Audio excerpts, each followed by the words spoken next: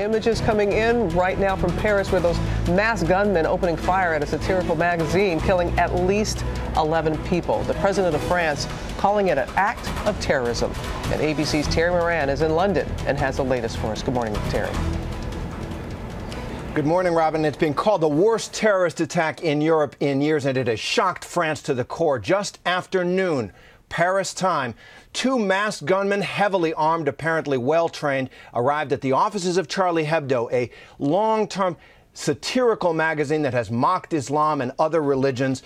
According to one eyewitness, they hollered out, "Where is Charlie Hebdo?" and then opened fire. 11 are reported dead so far. President Hollande of France called it a cowardly assassination and put Paris on high alert.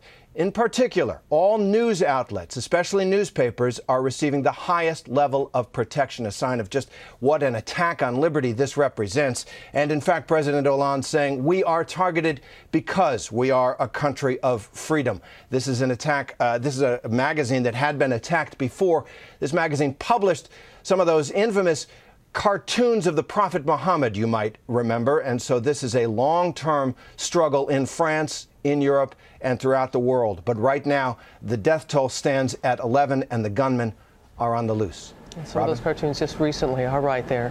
Thank you very much, Terry Moran in London. And Brian Ross is here with us in New York. You hear about Paris being on high alert. What are you learning? What we're hearing about this particular attack is this is a magazine that was firebombed in 2011 after publishing the satirical cartoons of the Prophet Muhammad.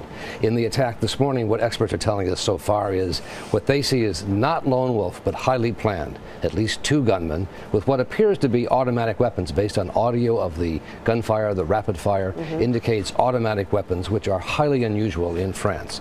So it appears to be not a suicide attack because they got away, and it appears from some of the pictures that they probably attacked the police, a car outside which had been assigned to cover and provide security for this magazine, given previous threats. Well, exactly. There was added protection, but of course yes, that you can see the bullet marks there as if that was... Exactly, and everyone wants to know about what about here in the U.S., the concerns that are here? Well, traditionally what happens after an attack like this is in New York particularly, they will provide extra security for magazines that might be, or newspapers here that might be under attack. The publishing of these cartoons has really riled Al-Qaeda.